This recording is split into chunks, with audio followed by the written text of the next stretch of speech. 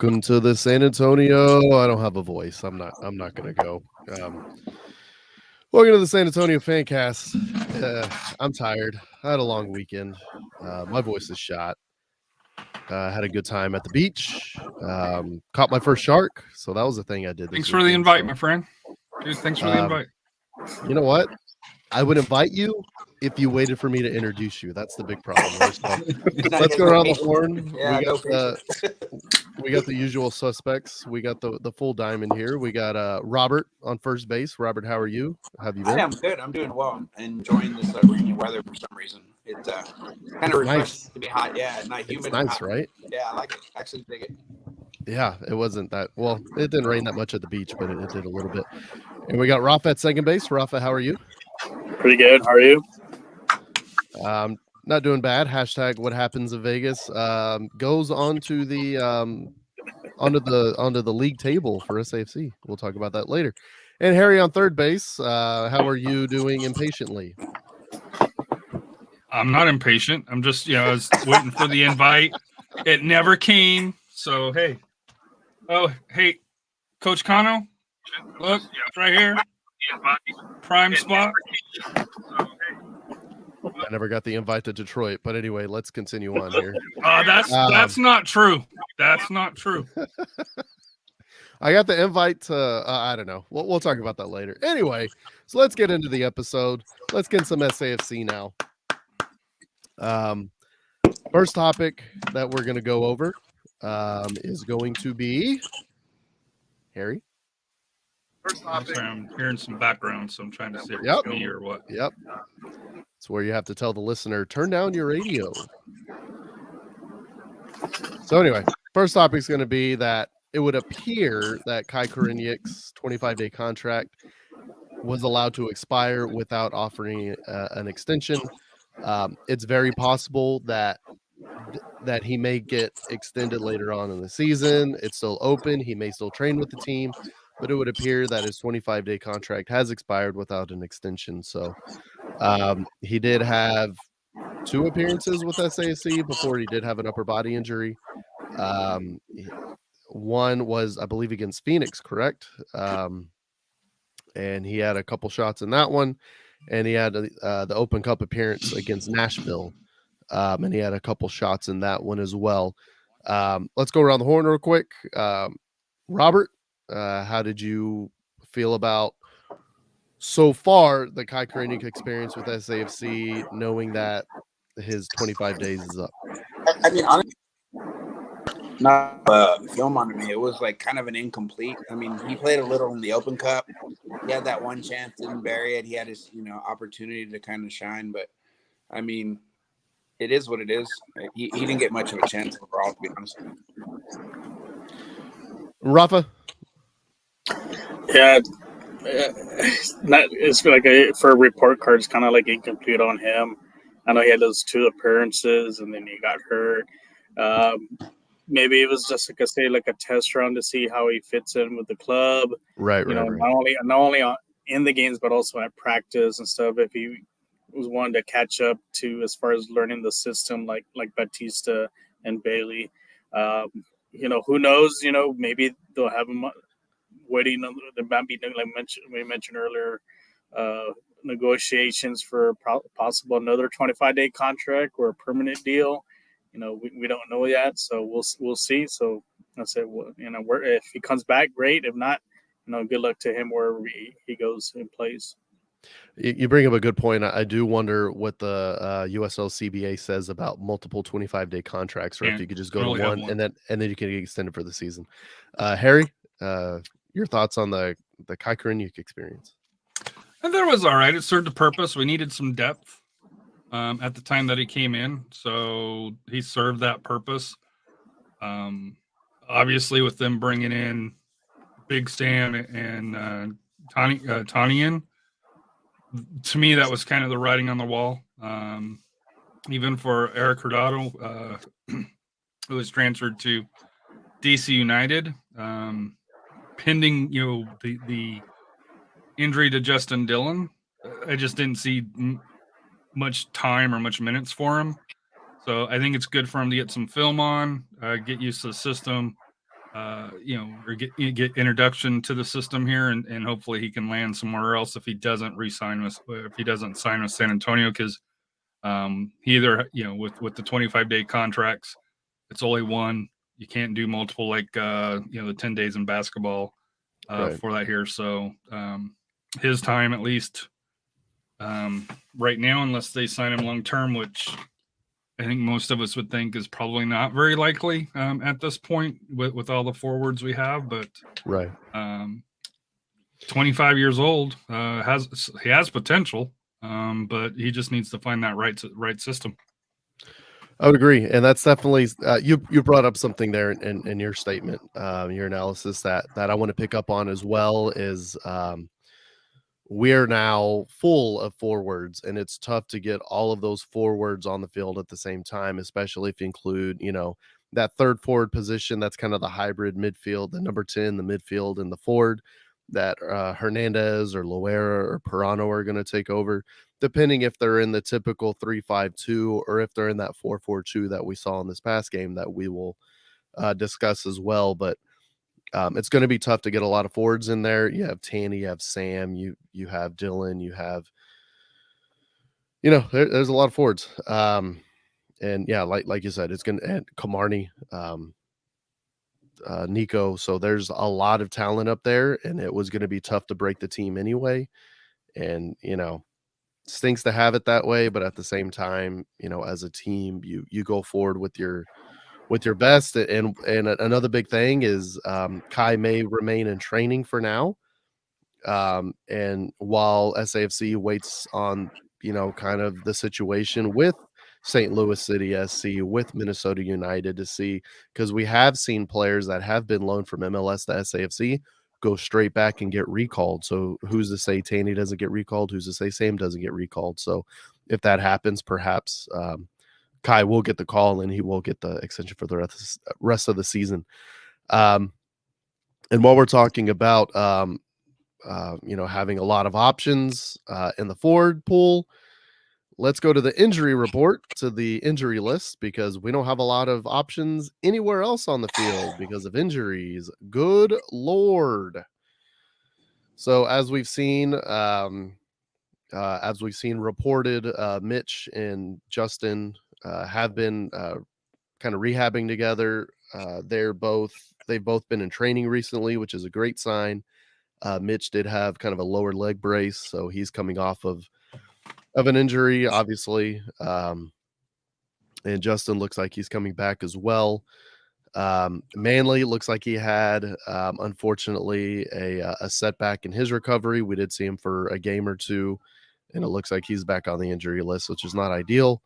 PC, we know, did his groin, so he's probably going to be out probably 8 to 12 weeks from that. So not ideal, but at the same time, now's the time that the injury of that sort is okay, because you allow him to recover in time for later in the season when you really need him. Loera, we saw his shoulder injury in Nashville. He's still dealing with that. And we have Azokar and Maloney out for personal reasons. Azokar, we're still not 100% sure. We could speculate all we want to, but we're not sure about what's going on. And Maloney, we do know his wife is pregnant and they are expecting their first child very soon. So he's obviously staying home to be with mama. And Sarge, salute. We salute you. Good luck. Good luck with the young one. And, from me, Harry, and Robert being dads, that first month is, you're going to need that time off, because it's stressful. So yeah. Let me ask you a question here. And AJ asked me this, and he's like, do you think Maloney will be back this week? And I was like, to be honest with you, if this is his first child, I personally hope we don't see him back until we're back home. So give him the next 2 weeks off. Correct. For that here. So is that kind of the expectation that you kind of think? And I know for Maloney, that might be hard because he's one of those people that likes to play every minute. Correct. Be at every game, very team oriented. But for me as a father, hopefully, assuming everything goes well and everything's perfect, even if, that he still misses probably Detroit and Charleston on this 3-game road trip. See, and that's kind of the point that I want to get to. I say we're not going to speculate, but at the same time, there's been a lot of chatter around Sokar and his absence. And I feel we kind of need to address it just to give him some credit, give him some grace. Because there's been a lot of venom out there for him, and I don't understand it. There's a couple things. Number one, what we do know for sure, he did have a child in the first week of the season.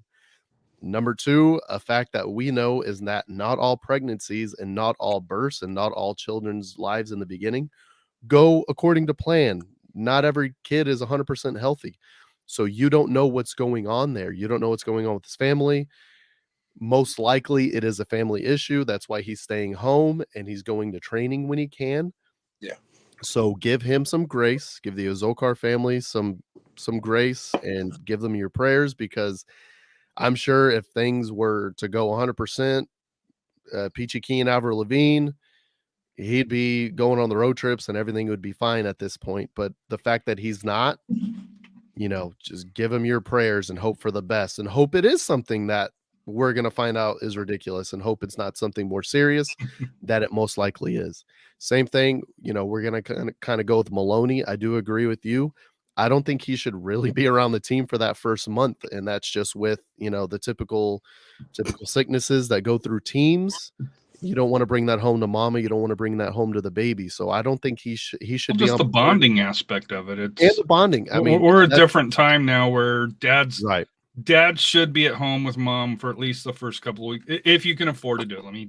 I think it should be 6 weeks, to be honest, and I just think that should be a universal thing. You have a kid, that's a whole separate discussion. Yeah, it is. But at the same time, I think you need, and especially if it's your first kid, correct, you need 6 weeks to get used to your new life. You put the child on a schedule. Correct.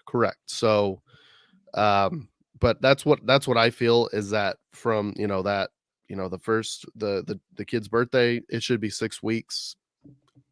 Good luck. We'll see you when you can come back, when you're able to, because family is first. This is a job. We're talking about their job. So job is always second. Family is always first. So even on this show. Exactly. And we all have lives. We all have families, and I am not on a lot, and same goes for everybody else. Sometimes we can't record the show because we have family issues, or we're sick. We have health. We got to have personal days. It is what it is. This is a hobby. What are we talking about? Yep. That's their job. So, but at the same rate, I think Maloney should be out for 6 weeks. And then after that, if he can pop into training every once in a while, that'd be great. Keep that fitness, keep that bonding up. And then, we'll see you in July at some point. Come back. We're going to need you in August and September. So those are my thoughts, and that's the injured list. And when we come back on the other side of this break, we'll talk about Lights Part 2. I love the chase and the hunt, and I set the pace when I'm running. I always take what I want, and I always give it 100. Don't need a bank, no, I'm funded. Play the game like it's nothing. I'm always thankful for something. Don't take for granted, stay on. And we're back from the little break. Let's talk about Vegas Part 2 in Vegas. We had a little change, a little difference that was very obvious whenever they announced the lineup. And the first question that I asked in our text group for the pod was, is Ja'Cory Hayes going to play center back? To which was it Harry or Rafa responded, no, I think Gomez is going to be the third center back, where Maloney used to play, because we used to have Maloney as that right-sided center back. And then this formation came out, and lo and behold, it's a 4-4-2, which is not the first time we've seen the 4-4-2. We've seen it in preseasons before. I'm not sure if we've seen it actually during a match for Marcina, during the Marcina era. I think they tried it last year and didn't have success. That would not surprise me at all. Because it is a completely different system, and to be honest with you, they kind of got overrun quite a bit, especially in the midfield in this one, and we'll go over that here in a little bit. But it was very interesting seeing, obviously, because of player availability, now we have 8 players out on the IL. We'll go on that. Before this game, we had 7 players unavailable on the roster, so kind of based on availability, we had to go with a 4-4-2, which is interesting. So Let's go with Rafa. Rafa, what are your thoughts on the 4-4-2? I know you've been clamoring for a 4-3-3. Is this kind of a good compromise for you? Or do you want to see more of a 4-3-3? Was kind of the performance in this match against Vegas?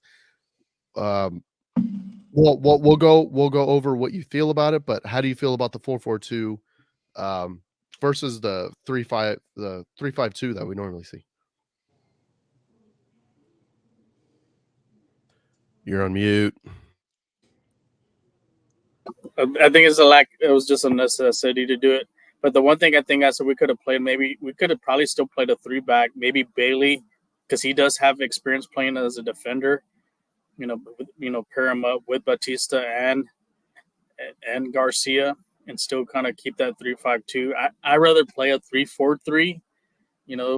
I think that's something we've gone away from. We saw a lot last year, especially that press that we used to pretty much smother a bunch of teams. I think maybe because of the injuries, we've kind of pulled that back. So, but as far as the formation, it's just out of necessity. I would just notice we did leave a lot of gaps in the midfield, which we'll discuss. But Nacho and Adidrin playing up top, great. I think they've had some chemistry. They're familiar with each other. Absolutely. I think the one Parker was kind of the question mark playing back there. Was he going to be kind of like the weak link there because he doesn't have that experience playing on that defensive side? So, but Marcino knows what he can get out of his players, and that's what the formation he had for this past Sunday. See, I think part of the idea for Marcina, and we'll go into this here in a little bit. The thought was you have Bailey as a midfield, and Bailey can go to the right or he can go to the left, and he can help out wherever Vegas is trying to overload. And then you'll have Ja'Cory Hayes there in the middle. Well, the problem is that in the attack, Bailey would go forward, and he'd kind of leave that role alone, and he couldn't get back in time because he was playing in the midfield, but he was really supposed to kind of be playing multiple wings where the overload was. So I definitely think this is going to need some more work. It's a work in progress. It's not going to be automatic, but there's definitely some. It showed signs of really working. It wasn't just the talent of the players that kind of took over. The formation did have its strengths, but at the same time, especially in the beginning of the game, it really showed its strength. But as the game kind of went on toward the middle part, Vegas started figuring some things out for sure. So, do we want to go ahead and hit the highlight package and then continue with that? Well, I have a question here for you. Go ahead.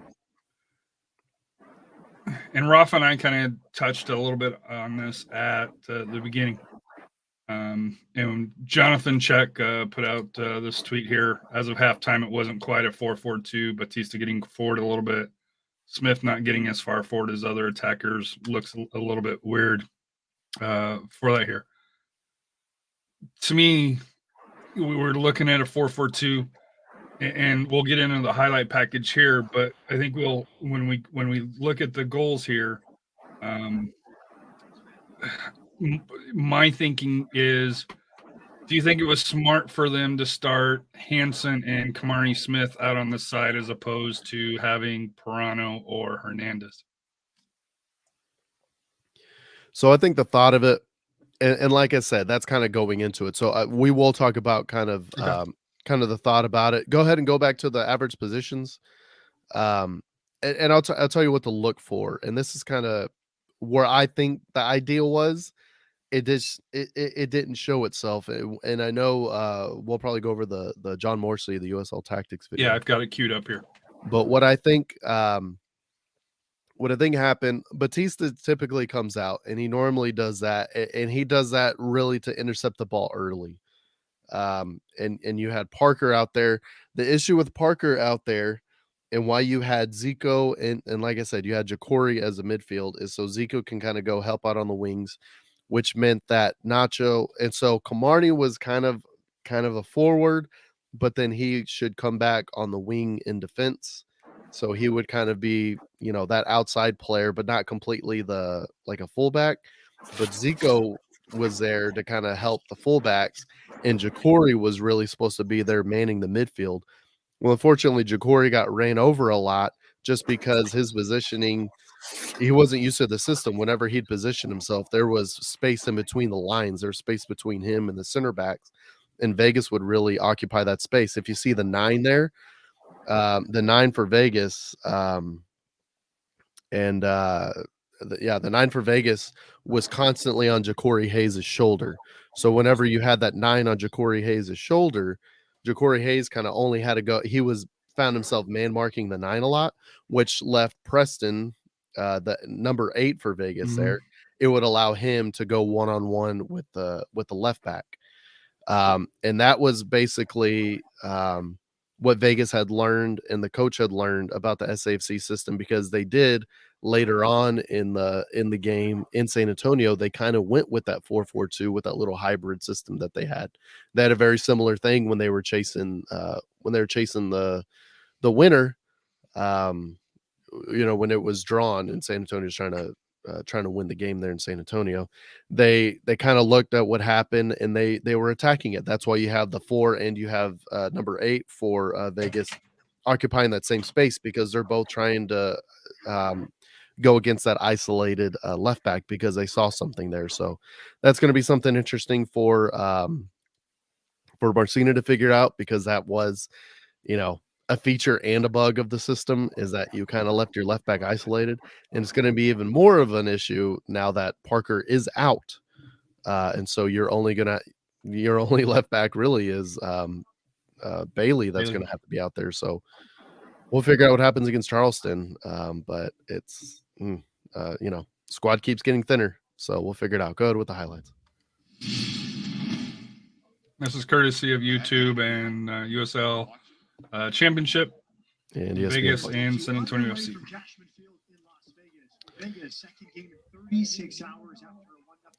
So like I said, early in the match, San Antonio is really strong. And it kind of concluded in this move here. Sam playing really nice with Camarney here. Camarney with the pass to Sam. And Sam does what he does with that cultured left foot. What a spectacular goal from Sam.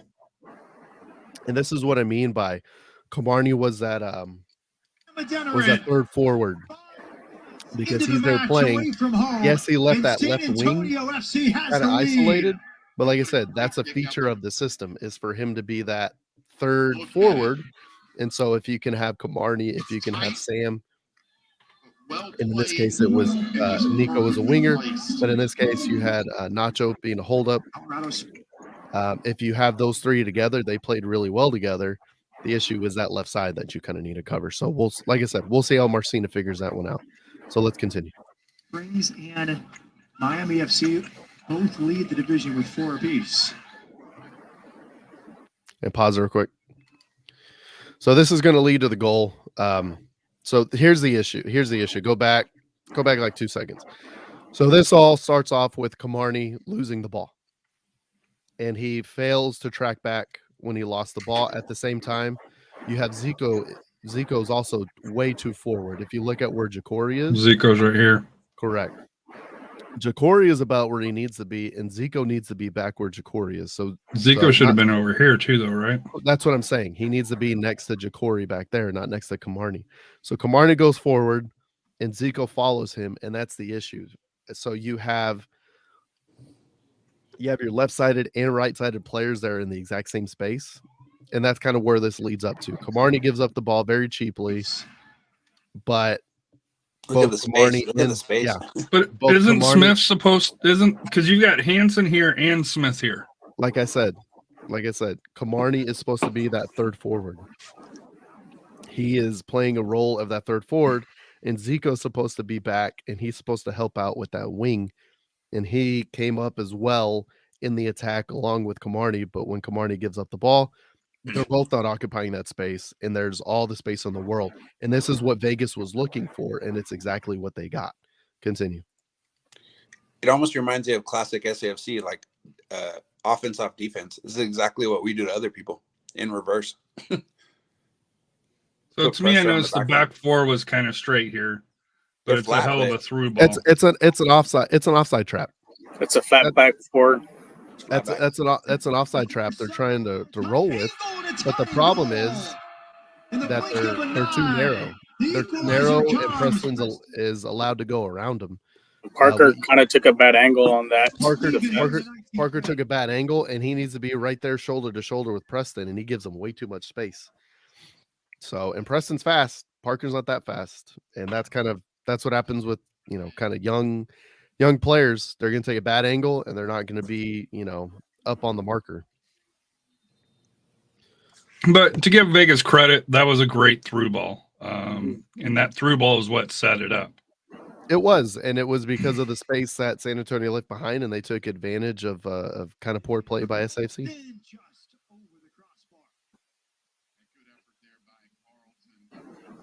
I don't know why that's a highlight.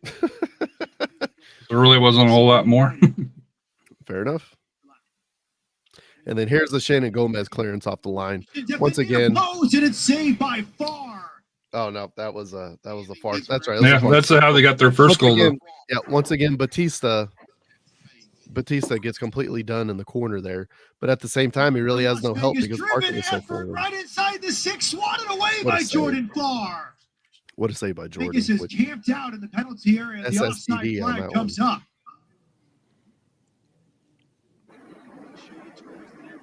And the penalty spot for San Antonio. Here's the delivery towards the back post, headed on target. Diaz has it. That was at least on target. Kamarni had a similar open header off of a corner kick during this match, and I don't even know what he was doing. It was shifty, just past the far post. Rafa, your thoughts on Pirano on this? Because during our watch party, you made a comment on what you thought he should have done. Yeah, if you see when he breaks into because like I said, he's a left-footed shooter here. Once he receives the ball here, and he takes that first touch to the left, and then you go a couple seconds right there. That's where he needs to take the shot. But I don't know if from that angle, if that space was taken, and that's why he cut back in. But that's where he needs to bring the ball a little bit more across the line to create that space and to hit that shot, because that way the goalie is probably going to commit to that near post, and he's got that shot to that far post. Yeah. I think he has another option. If you kind of roll back a little bit where he's on the line, you see where Ditteren's at. He can also play a little through ball there to him. So he's got options there.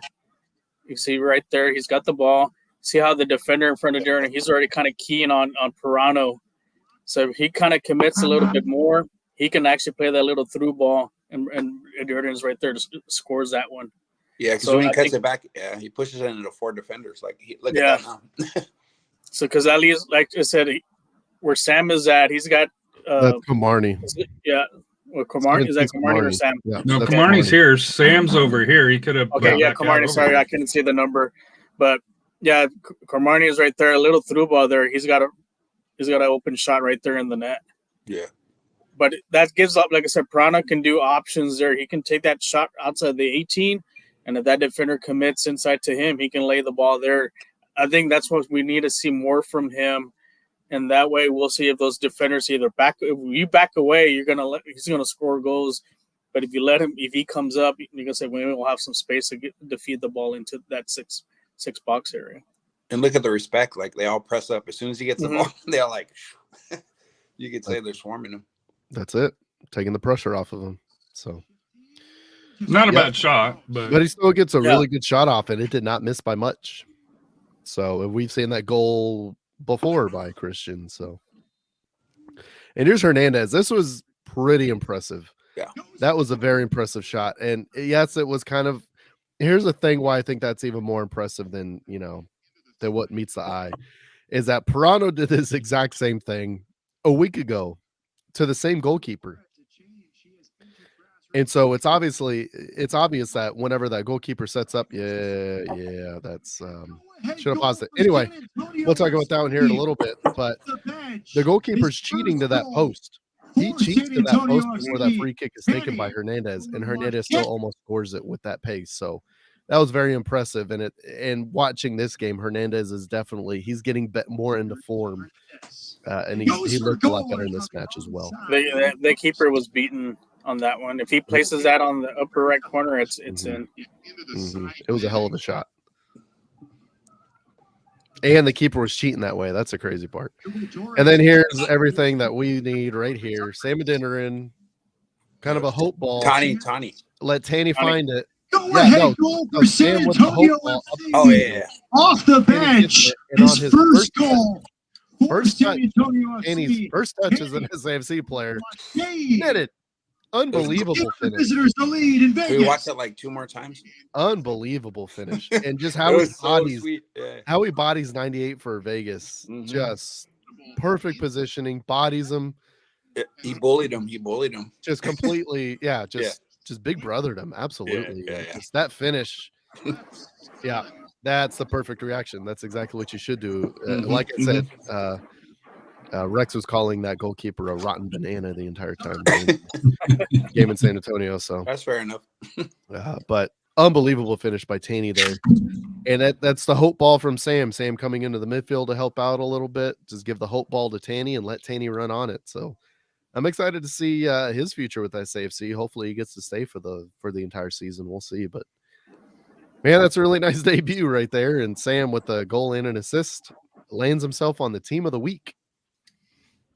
So love to see that. Absolutely. That's what are you going to say? Sam on the team of the week? Yeah, that sounds about right. I think that's how that should go pretty much every time. What I love is that it gets him off the schneid. Like Sam, you can tell he presses, he tries really hard, he loves being here, and for him to just like finish, I think it kind of like lets him relax a little, because you saw him score. It almost seemed like a relief, because he wants to like he loves being here. You could tell every time you talk to him, he loves being here. Absolutely, and definitely, you know he's super upset about mostly being on the bench for St. Louis. He deserves to be, to start that team, but it's super frustrating for him. But at the same time, happy he's here, happy he's with the team again, and happy to see him get into form and to show everybody his potential, because his potential is a top of the line starter for a first division team in whatever country he wants to go to be honest. The guy's unbelievably talented, and it's crazy that it's a typical MLS thing where they go for the $5 million DP striker that's in his mid-30s that But to be fair to the striker for St. Louis City right now, excuse me. But to be fair, he's the striker's blowing out though. To be fair, but yeah, he's doing well when the other team passes him the ball directly and he finishes it in the net. So that's happened multiple times this season. So, although St. Louis City's down 2-0 right now to Chicago Fire in Open Cup. Not that. Wow. Well, they probably didn't. You'd think they wouldn't have a lot of starters there, but Chicago Fire is a bad. It's a train wreck. they're not good. Well, they fired their coach this week as well. So yeah, they're a bad team. So interesting to see. So anyway, going back to this, seeing the highlights of the game. Is this a formation that you think we could see going forward? The 4-4-2 with them working out, or you think? Assuming everybody gets healthy, we go back to the 3-5-2. Was it 3-5-2? We'll go around the horn for this one. Rafa, what are your thoughts on that? I think we go back to 3-5-2. I think once Tanner and Maloney come back, that's your bread and butter. That's what got you the stars. So, and then we're just kind of, like I said, missing the little piece. With PC, like I said, he's kind of leadership there in the midfield. But like I said, Jacori's holding his own, and also Abu came in the game too. So I think he kind of changed the game a little bit, because we're very erratic in the first half, and I think he settled things there in the midfield when he came in, kind of controlled the ball. He was a game manager, so that's what we need out there. And like I said, I think moving forward, I think I will play like 3-5-2, maybe even a 3-4-3.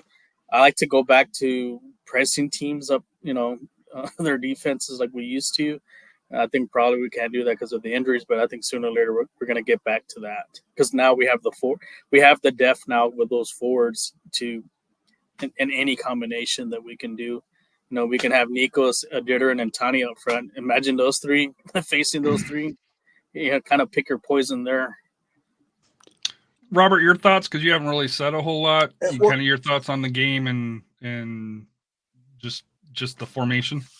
Yeah, in general, I think it's a byproduct of Marcina just trying new things, trying to see if a lineup fits, trying to use personnel like to, create a result. There were some flaws. We all know it. We all saw it. And there's a lot of exposure in the midfield. And I think the biggest thing that kind of strikes me or what I'm seeing is like the three guys that like almost equated to like a football scenario. There's like quarterbacks, people who organize stuff, people who command and bark, we're missing those people. PC, Tainer, and Maloney, like literally they organize stuff in a way that like is irreplaceable in some regards. Like you can have talent, you can have players. It's just kind of fitting those pieces like in a system that's effective. And like you said, I like the 3-5-2 because our offense is predicated off press defense. So the more defensive mids we can get into that can press, create the turnover, dump it into those athletic forwards like Tanny and Sam. That was what got us where we were at the end. I mean, Patino and Antonion last year, you just dumped it into them off the press, off the break, catch them off guard, kind of like Vegas did to us, like a reversal. You catch them off guard, catch them out of position, press, make them make decisions, and they make the wrong decision. That's what we're about. So, like I said, in general, like I see potential, and I see Marcina doing what he does, and like I said, hopefully, I mean, the key to it is like long term. Hopefully, it's not enough personnel wise for us to like be impacted to where we're not hosting home games. That's paramount in the U.S. Home games in a playoff is important. So, like I said, I'm positive. I'm excited. I'm not down on the team. I think it'll all work out in the end. What's interesting is ESPN has SAFC's formation as a 4-3-3. So it's kind of funny for Rafa. But kind of how Marcina captained the ship on this kind of rough sea to a 3-point victory is so the first sub was Isaiah Parker went off, and Pirano got subbed in as the right wing, and Zico Bailey was brought back as a left back. And so in the midfield, Pirano went over and Nico was still the right winger. And then not long after that, Abu comes in and he provides some stability in the midfield. Pirano goes out to the right wing because Abu came in for Nico. And then Camarney was subbed out for Jorge Hernandez, who was the left winger at that point. And then Taney came in for Nacho. That's a like for like. So there are three dissimilar subs through injury and through kind of moving your chess pieces around. There are three dissimilar subs for, it wasn't a lot of like for like subs in that match. And Marcina still, navigated through it, and we still got the 3 points. So kudos on Marcina there. But let's go around for, the 3-point victory in Vegas. Obviously, the 1-1 draw was really tough in San Antonio, but we proved that, Mentality Monsters, rumors of the Mentality Monsters demise have been greatly exaggerated because they are back. They have 7 players out, and they still get a victory on the road against a tough team, especially there in Cashman Field on their nice little dust patch, thanks to the XFL. Robert, who was your Mentality Monster of the match for the match at Vegas? Well, my biggest thing is the play that I know Gomez had to clear off the line, but there was a at the 8-minute 30-second mark or so where they had a break, and it was literally like 4-on-1, and there was a cross that Gomez, like, God, that was like, it goes unsung. Like those little things like that, you just watch it, and literally the guy crossed across and he shuffled back and cleared it. If not, it would have been like 3-on-1 on far. And right there, that like those things kind of like, I like those little plays. I like to watch the game and watch a play. Like, sure, those are big ones that make the highlight reel. But Didn't he clear one off the line? He cleared one off the line as well. That's what he did. But before that, mm-hmm. On the 8-minute 30-second mark, watch it. Like he literally had one where he like kicks his leg back because the cross is coming through. There's a guy breaking because of the midfield being exposed, and he like sticks his leg out. If not, you look, there's 3 Vegas guys right there. Like literally queuing up for that. So to me, that's huge. Those are the kind of things that people don't talk about. They don't make the stat sheet, but if you watch and know the game, it makes a difference between winning, especially when the margin's so small. Like we have a team that doesn't score a lot. Those little situations make a huge deal. Agreed. That's a pretty good one. So I guess going through that, Shannon Gomez is your mentality monster of the match. Rafa, your mentality monster of the match. And I guess what's your mentality monster moment of the match? Mute.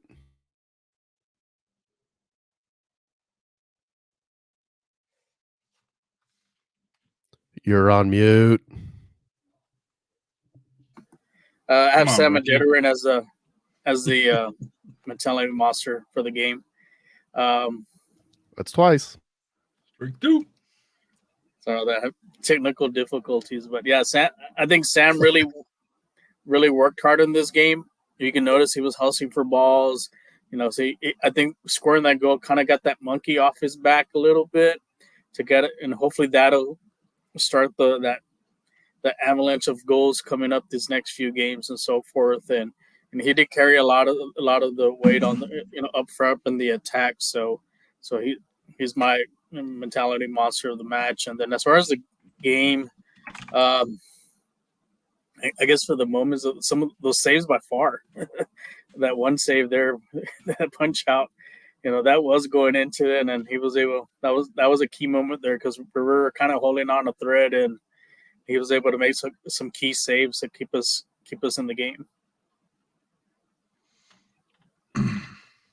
And Rafa, do you think we take some of that for granted? Like, FAR has been so excellent for so long, we start to like assume, and you start watching other games and you see the difference. Yeah, he's kind of like unsung, and you hate to say that. But he sets the bar high. That's the thing. He's the stat. If you're gonna look at USL goalkeeping, he sets the bar. That's where you want your goalkeeper to be. Because if you look, he hasn't really given up. I don't think he's even given up more than two goals. More than one. More than one. Wow. Has not given up more than one goal this entire season. Yeah. For all the injuries that we had and so forth, that says something there as with a quality keeper that we have. And I'm sure now, I think some of the other teams, I guess MLS and maybe even Europe, probably kind of have their eye. Hey, this guy, knows how to bring it. And like I said, he kind of reminds me a little bit. It's some of those kind of says like kind of what Ochoa's doing in Italy right now. Kind of saving some of those games a little bit, just a key.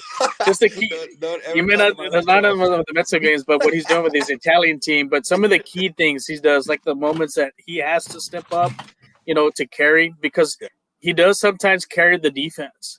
When we make defensive mistakes, he cleans a lot of that up. You're talking about the man in the mirror? Yeah.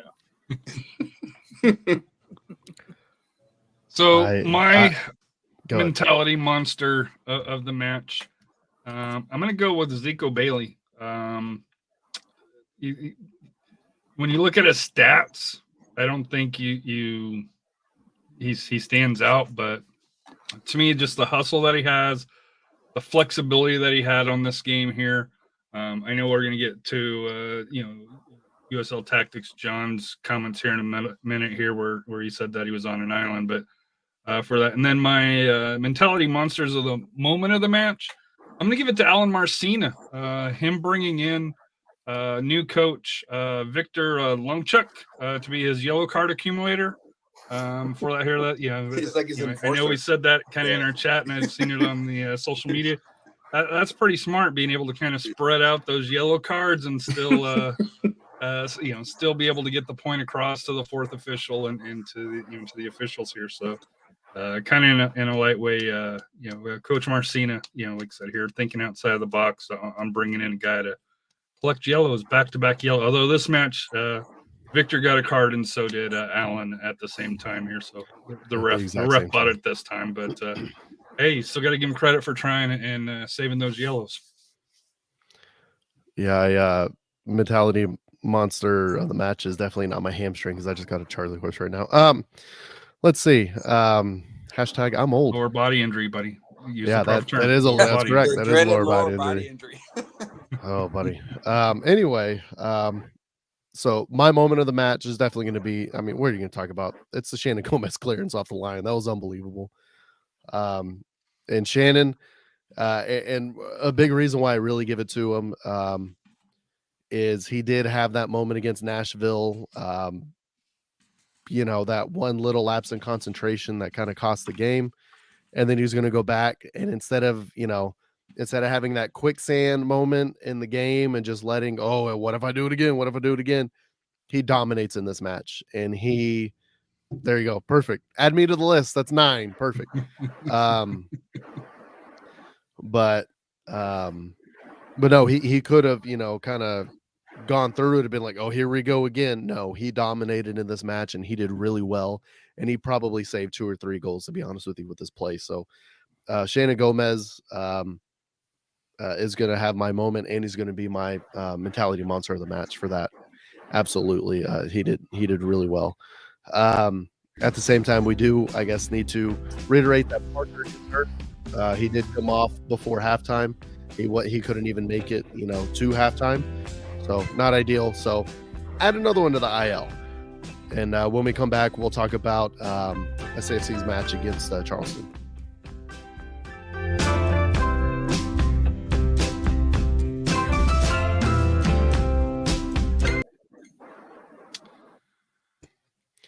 And welcome back. Now we're going to before we get to Charleston, I do want to talk about USL tactics breakdown. Okay. Yeah. And more specific, kind of a Camarney Smith. A couple minutes on Camarney Smith's performance for the past couple matches. Because he's taken a little bit of a beating. And for me personally, I'm not sure it's fair. Right. We'll say he's getting the Beckford treatment from last year. And I was guilty of that, for it here. Yeah, I think you're onto something. I think we do need to kind of have that discussion and just to see, hey, is it really him not fitting in, or I know you kind of hinted on it, Royce, of maybe it's what he's being asked to do, which of course is not something that he's used to doing. So, but I thought USL Tactics, from a neutral side, does a great job. And of course, this is through the USL show. And John was nice enough to say, hey, we could play his 2-minute clip here. John with Backheeled, by the way. Backheeled, go subscribe. And the Backheeled, yes, give full credit. $5, cup of coffee, support it. Joe, for today, I want to talk about San Antonio FC, a team that had to move into a 4-4-2.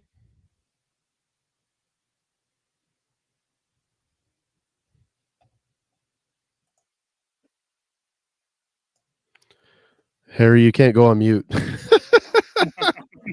You can't go on mute, man. Well, I guess we'll talk about this. So pretty much what John talks about in this, and maybe we'll replay it, but he talks about Camarney Smith's positioning and kind of how the 4-4-2 worked. And he kind of talks about what we talked about was that Zico Bailey and Camarney really found themselves going forward. And as you can see here, they never really got a lot of support. They never provided a lot of support to the left back. I'm sorry. They didn't provide a lot of support to the left back. In that last clip, what you saw is Zico Bailey kind of being on an island, and it's a 2-on-1 against him, and he doesn't have any help on the cross. In the goal that Preston Tataka scored, it was Parker that was on that island by himself, and he found himself, moving around a lot, and unfortunately, he did get injured in this match. But that's pretty much what he's talking about is SAFC kind of finding the 4-4-2 and figuring things out. And what really helped out a lot was whenever through injury, Pirano was subbed in for Parker, and Pirano helped out on the right side a lot. So he eliminated one of the overloads, which helped SAFC compensate for the overload on the left side. So Pirano would help come back, and we saw that a lot. That's kind of the Justin Dillon spot, and Justin Dillon kind of set that marker, and so Christian Pirano was doing the same thing. And they're showing the goal to win it there. So Harry, going to replay it without mute this time because we can't hear when you're on mute. Oh, you couldn't hear it? Oh crap, my bad. Nope. All right. Damn it. Sorry, the cats were running through. Hello and welcome into the USL Tactics Show, where today I want to talk about San Antonio FC, a team that had to move into a 4-4-2, an unfamiliar shape because of injuries, and suffered for it early. So you're going to see the progression of how Aaron Marcina made the changes to get the win against Las Vegas on Sunday night. You're going to see the issues right away with that left wing. They really struggled to get Camarney Smith to properly track back. Smith was acquired in the offseason. He was more of a forward with Loudon. And because of those sensibilities, he often left the left side of the defense rather unguarded throughout the first half of this match. Now, there would eventually be changes, but you're really seeing the issues here. Isaiah Parker had to come up with injury. That's the 8th injury for San Antonio. But Zico Bailey is just on an island in all of these chances. And you're going to see this also play out on the goal earlier in the game that equalized things for the Lights. Parker is still in here, but note how San Antonio closes much too hard to the middle. Smith has come to the entire opposite wing from his left side role, isolating the fullback and leading to that equalizer. You are seeing, though, what San Antonio was trying to do with that 4-4-2 in the first place. Smith on that left side, Nico Hansen on the right, move up beyond the high fullbacks and really do well. So in the second half, and especially after that change, Christian Pirano came on in the first, you're seeing how Pirano tracked back in his defensive position and really solidified what San Antonio was doing in those wide areas. He's supporting Shannon Gomez. He's making sure that shot doesn't even happen. Here, Pirano's dropping in, working with Samuel Adeniran to get behind for the Lights, create progress, and draw their defense into. This is really the decisive play of the game. It's the winner. Adeniran, Pirano are dropping down that side, opening up just 2 center backs against 2 forwards for San Antonio. When Oluwaseyi gets in, it's a goal, and it's showing how San Antonio is so good at that next man up mentality and making the changes they need to win games. And I think that really goes along with kind of Harry calling out Marcina for being, jokingly for being the mentality monster of the match. But at the same rate, we saw this all last year where Marcina did not have the same lineup starting for any game except for 2 all season last season. We're kind of seeing a very similar trend happening this season, and we're in 3rd place in the table. Like, what am I going to tell you? Marcina's an unbelievable manager. And he's kind of managing through these waters, and until everybody gets healthy, then we'll finally see the final form of the team. But as of right now, you got to give the flowers to Marcina. He's been unbelievable with his managing this season. No doubt. It was funny because Devin Kerr, I was talking to him on Twitter or going back and forth, and he was like, "We're talking." Me and Harry are telling him like, "We need our offense to click. We need to click." And he's like, "It's cool because you guys you're in 5th place and you're worried about your offense clicking." I was like, well.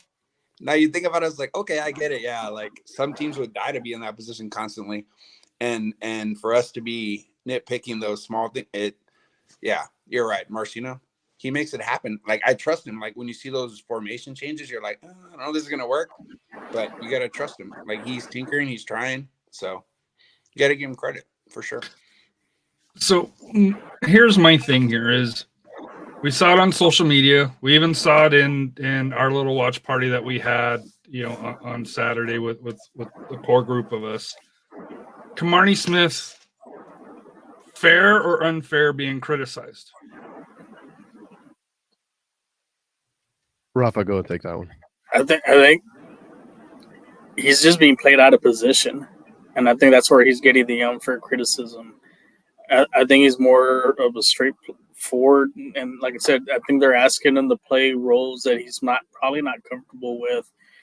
and if at times he looks lost, but like the one game he did play for up top, he actually did well there, which was I think it was probably the Nashville game. Yeah, Nashville looked a lot better. Yeah. Yeah, he looked a lot better there. He looked comfortable there. The other games where they've been putting him, man, he looks lost, and especially in that position where he's at, either whether in the attacking mid or even on the wing, he really doesn't know what he's supposed to be doing, and he gets caught up with his natural instincts to push up. So maybe in this next coming game, have him come off, save him, have him come off the bench, but playing up top, and just let Hernandez or Perano play. Because you saw Perano do what he needed to do. He has experience playing on the outside, so he knows how to defend and come back and give support, and especially there with giving support to Shannon Gomez. So I think that was a key there. We kind of stopped Las Vegas from hurting us from there. So up next, we face Charleston Battery, who are number 1 in the East right now. At 5-3-1, they lost tonight to Inter Miami on a horrific own goal, or very unlucky, I guess. Not super, not horrific, just super bad luck, just the worst luck, unbelievable. So, but they ended up playing most of their starters. They did have an injury. I forget the gentleman's name who got subbed out in the 10th minute. So San Antonio's off, although we did play Sunday. We have to travel, so I guess that kind of evens out a little bit with them playing on Tuesday. It'll be a tough match. Ben Perman from Memphis last year, Detroit City, solid group. Augustine Williams, 5 goals. Troy Muse in the goal. Former Sounders last year with the Loyal. So solid goalkeeping. Be a tough match in Charleston. Like I said here, I think if you look at it, we're 4-4-1, 16 points. They're 5-3-1, 18 points. So to me, it should be a good one. Yeah, the resurgence of the Charleston Battery has been one of those stories from the off season. Whenever they really reloaded, they got new ownership, correct? So they put a lot of money, invest a lot of money in the team, and they brought in a lot of good pieces. They have that Mexican youth national team player who's pretty unbelievable. He's definitely going to be one to watch. Oh yeah, what's his name, bro? I can't think of it he's not USMNT, so and the guy that Charleston lost is their starting their left winger, their left forward or left midfielder. I guess they play in a 4-2-3-1, and it was Mark Kanich, and he came off early, like you said, super early in the match. So that's pretty unfortunate for them. Is it Barajas? Is that his name? Fidel Barajas, yes. Yeah, Barajas. That's what I figured. So, and he played as the right winger in this one, so he'll be one to watch for. We'll see how SAFC schemes to try to shut him down. But it'll be an exciting match. They're coming off short rest. We'll see and obviously SAFC has a long list of injured players, including yours truly with a lower body injury from tonight. So what are you going to do? So we'll see how that one goes. Rafa, what are your thoughts to preview this match in Charleston? I think that the goal is to at least get a point out of this, especially like I said with this another injury. But who knows? Maybe we get a couple players back. Maybe we don't know. Like I said, they don't ever tell us. It'd be great to get the 3 points because that'd be a really good confidence booster for this team to knock off the top team in the East. And I think we have enough. I think we have enough to do it. We just got to play smart, a lot better, a little more organized, but like what we did in that second half. So, like I said, we'll see. We'll see how we do, but I think you'll see some changes on the starting lineup on Saturday. And Robert, what are your thoughts on the match? I'm going to be a little more selfish. I want 3. I deserve 3. I expect 3. And it's a situation where, yeah, they're tops in the East. But the scenario is like, in order for us to host playoff games, we need to start looking at these opportunities to like secure the 3. Hopefully we can get some players back, like Rafa said, to where we can put a lineup together that's consistent, you know. But like I said, I trust Marcina. I expect 3. I want 3. And hopefully they produce and we get the result we want. And then let's do a quick wraparound around the league. Let's go over kind of happenings around USL. If anybody wasn't watching, RGV completely collapsed in the last 10 minutes of the match. No, last 5. Oh, it was the last 5, even yes, better. So at the 90th minute, they were up 2-0. By the 93rd minute, it was 2-2. Against Mexico United. New Mexico United who's had right. some issues scoring as well. And then Phoenix forward Conway came on, substituted in 2 minutes later, gave a violent elbow in the box, red card. Phoenix ended up losing 2-0 to Tampa in a game that wasn't even that competitive. And unfortunately, a homophobic slur in the Orange County San Diego match, not SC, but SD. Orange County did suspend the player, but the player has not been named as of yet. Unfortunately, Colin Martin was in the area. I've talked with some people in OC. I don't think it was intended directly at him, but just more because that was a chippy game. There were 14 cards in that game. Yeah, I watched that whole thing. Yeah, but they subbed that guy out right away. They subbed like 3 people out, and it's one of 3. It was a bad situation, and it had like 15 minutes of extra time because 10 minutes of it were, both coaches, referee. I was kind of surprised San Diego didn't walk off the pitch like they did against Phoenix a couple of years ago over that same situation. So, it's unfortunate. Hopefully the players can kind of clean it up. I think the big difference on this time here, the player was subbed off. The coach probably acknowledged it because it was right on the sideline. So, but that's got no business in the league here. We're still kind of waiting on the league to kind of say something outside of Orange County, which I'm kind of surprised. Well, it's only Tuesday, so I guess it's still a little bit early. But yeah, on the field, like I said here, to me, RGV. I checked with Edson. He said he was still in shock that basically RGV dominated the game and stopped playing after 90. That's all you can say. They stopped playing.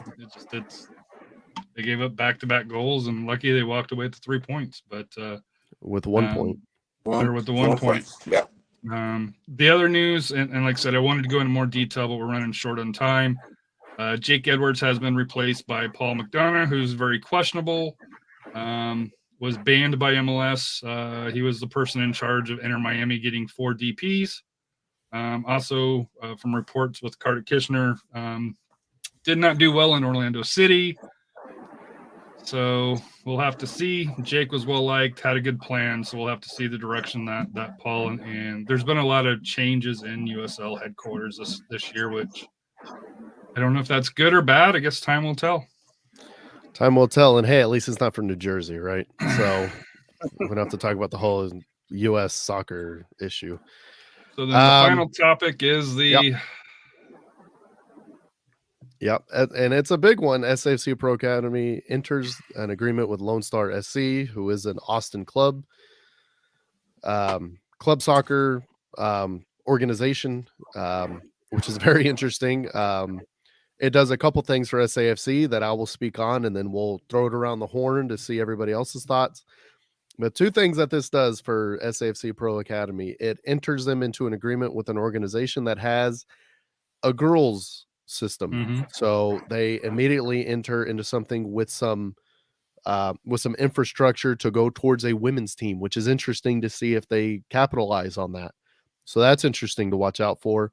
And the second thing that it does is it spreads out the talent pool that SAFC can pull from, and it takes them into Broccoli's backyard to try to recruit some of those players to come play for SAFC, because Austin's really had a really good track record of playing one youth player, and that's the coach's son. So,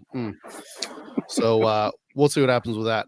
Anyway, Harry, don't just let it go.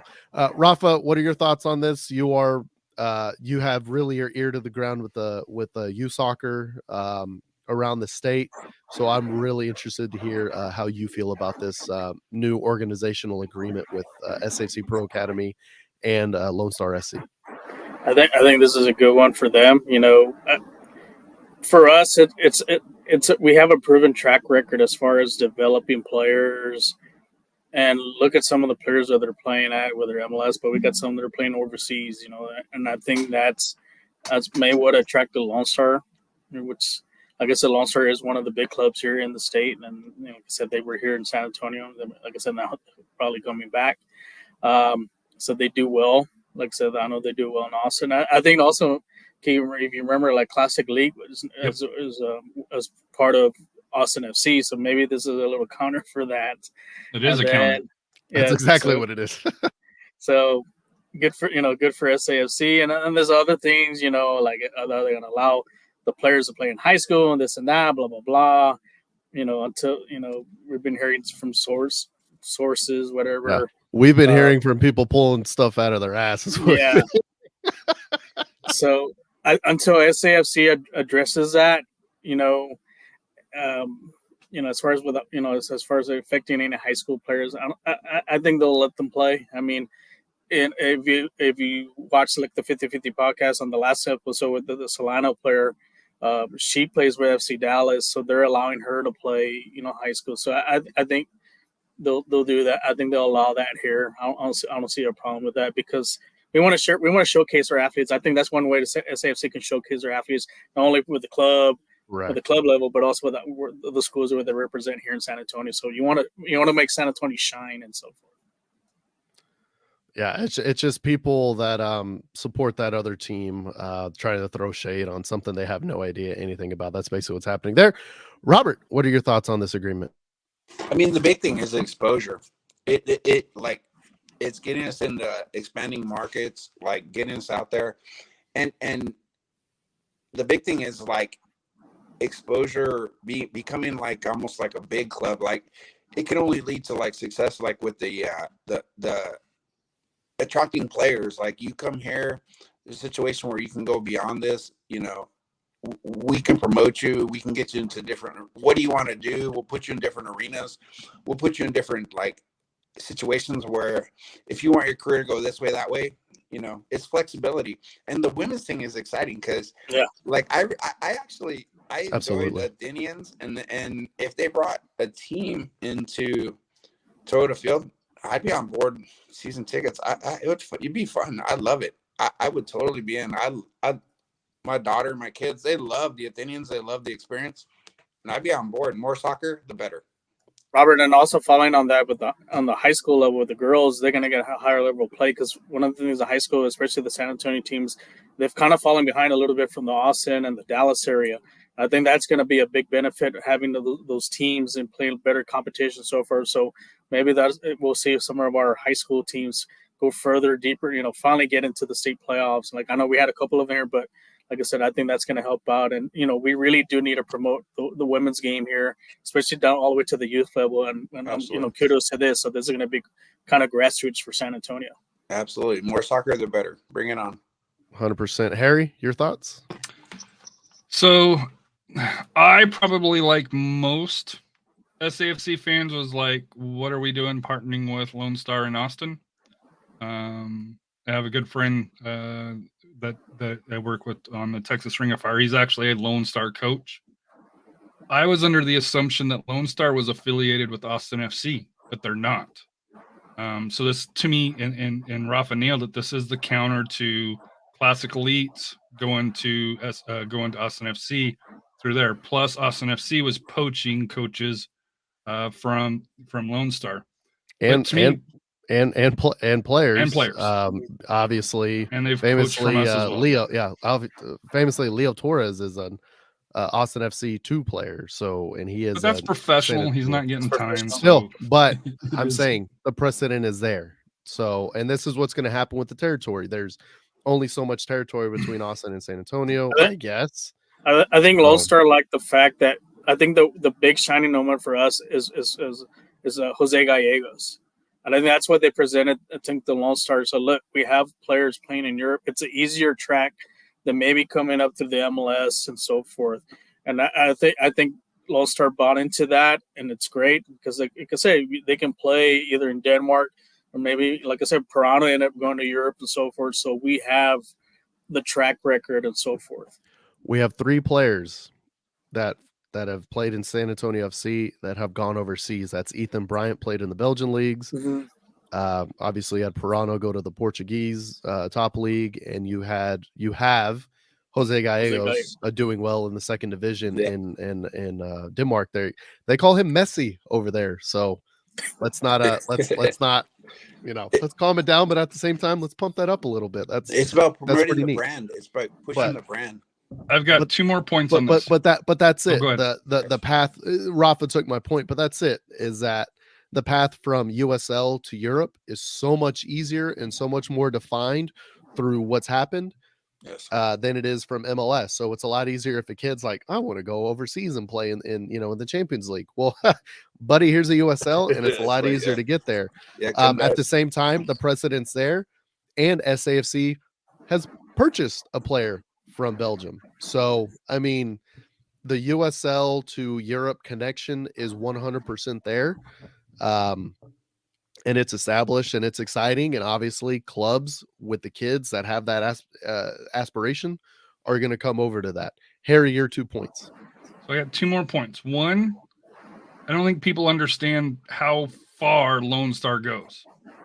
They have, looks like here, Colleen, Kyle, Hutto, Leander, Taylor, Wilco, Round Rock, Cedar Park. They're all over, basically from Central South to North Temple Central, all the way down to San Antonio now. So San Antonio is going to be able to grab the elite players, or they're going to be able to work with the elite players from there. So that's, as opposed to just focusing on San Antonio only, they're truly going to be able to grab the best of the best for the San Antonio FC Academy. And then my main point on here that nobody really talks about is the organizations will jointly explore future initiatives, including the potential of a pre-professional division USL team in Central Texas. That is a USL League 2 team. That would probably be North, Killeen, North Texas, Round Rock, most likely Round Rock. The potentials, the potentials there for them to expand, and that's something that we've always kind of questioned. Why doesn't SAFC have that USL League 2 team on here? Right. This opens up that avenue to where they're going to have that opportunity to be able to do that. Both, I think, on the men's side, like it says here, but I also think, as you guys mentioned earlier, on the women's side, whether it's the Super League that's coming up, or they go into the W League, because the W League is, as of yet, is not in Texas. I stand corrected. There is a W League team coming into Austin next year. I think it's next year or the following year. So there is an Austin team that's already named, but we don't know who they're affiliated with or along those lines. That's right. And I assume they're probably going to play at Coda, but we'll, or no, there's House. They're going to play at House, aren't they? No, that's a different team. That's completely different. Is that different? Oh, very cool. That's the team from FC Austin Elite. They're playing in the USL. There is a brand new USL team that's moving in to Austin that was announced from USL, but as of yet, it's not playing. Rumored to start 2024, possibly 2025, which would kind of mirror through here. So to me, that last line there where they're looking at pre-professional division of a USL team in Central Texas. And I know we talk about this on the Spurs trying to get their branding more in Austin. This is another way that they're going to be able to do that by having an SAFC affiliated team up there. Yep. And at the same rate, I mean, we're talking about this. We know Corpus is going to have their League 2 most likely a team. USL League 1 team. Yep. League 1, exactly. So it'll be interesting to see if San Antonio FC affiliates with Corpus, and then that organization. I think reaching out to them would be best because they get the 37 corridor. So you can start creating a pipeline with the USL2 team or the one team and so forth. Into the championship. So I think that'd be really good setup for SAFC. At the same rate, it's exciting to see them expanding. I know a lot of people are like, oh, Spurs are just going to sell SAFC. That's all they're trying to do, and much money. And you understand the the scoring from people with the Rampage being sold off and the Stars being sold off, but at the same rate, this just shows SS&E really kind of doubling down on their investment into the area to go to the future. In the future for SAFC is very exciting. Going forward with all this, because they're really establishing themselves in the area. They're establishing themselves with everybody in the soccer community in Central Texas, and SAFC is on the rise. And right now we're in 5th place, and on the table we're also on the rise.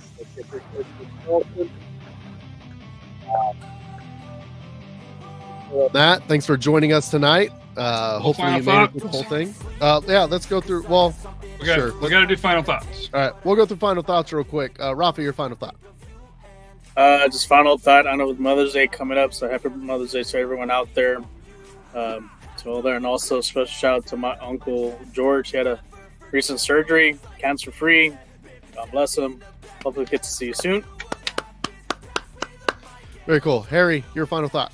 So, number one, I want to give a congratulations to Blue Collar Sports Dad. Last year, Dylan Emery refereed in high school. This upcoming season, he's going to be refereeing in college, mainly just in Texas. But congrats to him on being able to move up in the game here, and hopefully someday we'll see at Toyota Field or somewhere on the USL network with pro referees. But congratulations, Dylan. Thanks for giving back to the facility. Obviously, Mother's Day is this weekend, so happy Mother's Day to all the mothers, wives. I include my daughter on that because hopefully someday in the future she'll be a mother a long time down the road. But so happy Mother's Day to all the women out there for that here, both past and present. And Robert, your final thoughts? I want to send a shout out to Tanny for Mentality Monster match.